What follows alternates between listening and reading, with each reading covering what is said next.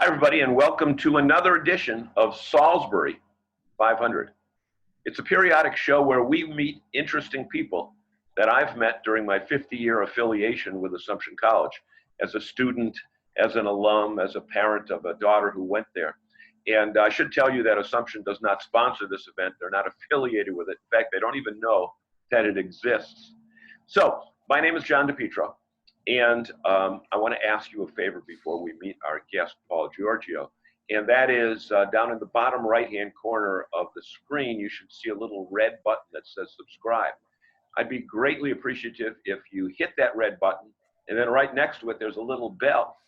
And that means, if you hit the bell, that means every time we do a new edition of this show, you'll be notified first before the general public.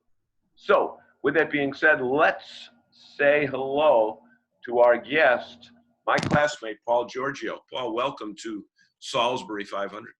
Well, thanks, John, for having me. A few Paul, years since we graduated, but many years. I know it. Well, many years, and both of us were not good in math, so let's just say it was 40 plus. Okay. We'll air to the lower decade. So it says on your bio that you're the owner of Paggio Inc., which it says a multifaceted event and publishing company in Worcester. Tell us a little bit about that. And then I want to talk about your real passion, which is politics. So I've had a long career in publishing. I was president of Worcester Publishing for 15 years, which owned Worcester Magazine, Worcester Business Journal, Hartford Business Journal, and Maine Biz. And then about 2004, we spun off the various branches of the company. I formed Paggio Inc. and now have Pulse Magazine, Vitality Magazine, Worcester Medicine as our publications. And we are the largest event producers in Central Mass. So we produce Worcester Restaurant Week, the Taste of Shrewsbury Street, a Chili and Chowder Festival, the Worcester Music Awards, a whole host of activities in the city for people. Okay, so you're busy with that. But from when in the early years when we met, I remember being in the dining hall one day, looking over to the right where the entrance was, and there's Paul Giorgio leading Ted Kennedy, who was a senator at the time, onto campus and there to speak to a group of people. Tell us about your early years in politics and some of the interesting people that you've met along the way. Oh, it has been an interesting ride for, a kid from Grafton Hill in Worcester. Started a long time ago, but I remember that event with Ted Kennedy. I have a great picture of that event. I was much younger. We were all much younger. And we had different color hair. Exactly. And we had more of it. More of it, right. But, ended up sort of my career working for 8 years at the White House for Al Gore and Bill Clinton as a lead advance person, traveling the country and the world with the vice president and the president. Okay, but Paul, you're not talking about the White House restaurant in Worcester that used to be on Park Ave, right? Not at all. Not at all. Okay, great restaurant, but the White House. Yes. Okay. And what was it that you did there before I interrupted? I was a lead advance person for the president and vice president, which meant that when the president or vice president traveled, I would go ahead and do the political work and plan the trip, plan the event. So I got to, do some interesting trips and go to some interesting places.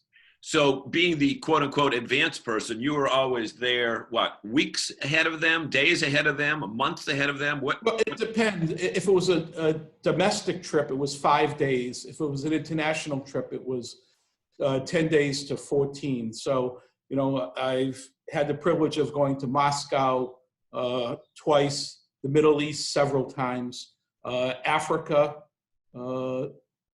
did the Summit of the Americas for the vice president, was the deputy director of special inaugural events for President Clinton's first inaugural, and sort of ended up my official political career as an elector for President Obama in 2012.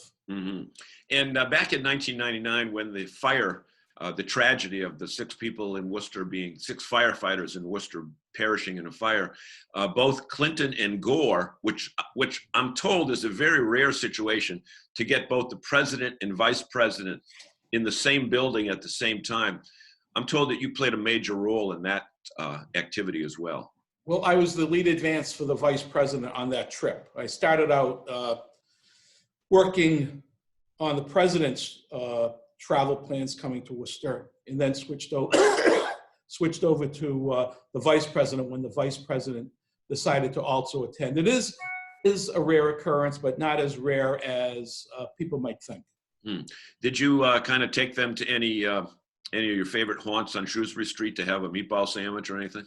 Not on that trip, but on President Clinton's first trip to Worcester, when he spoke at Mechanics Hall, we did go to Scarno's on Shrewsbury Street, and it was something called an OTR, off the record. Yeah. Not planned, but it was planned. Yeah. And I knew that I used to go there for coffee. I knew that Carl Scarno would be very angry that I didn't tell him. So I left a little sticky note underneath his phone in his office, which he probably would never pick up, just to say, you'll have a special guest today. So he could say, why didn't you tell me? That way I said, well, I left you a note.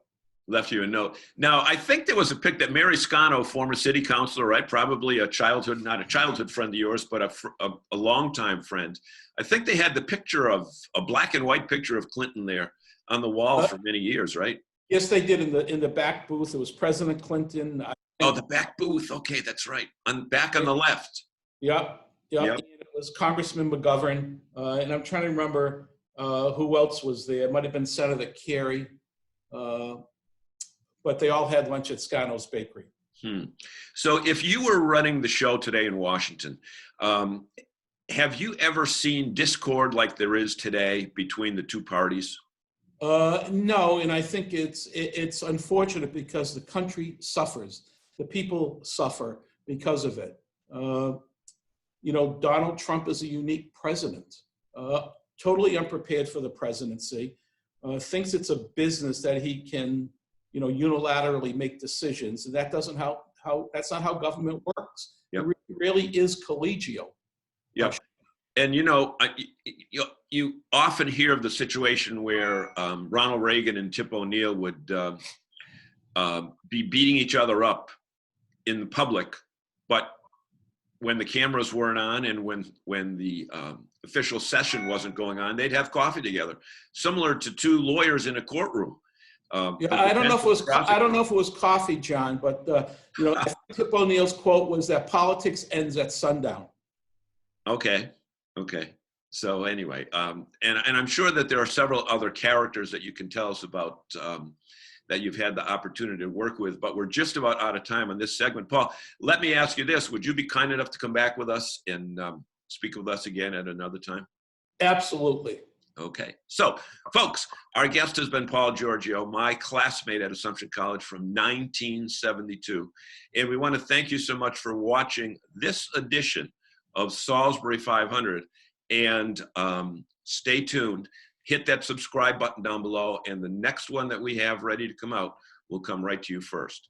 Have a great day, everybody.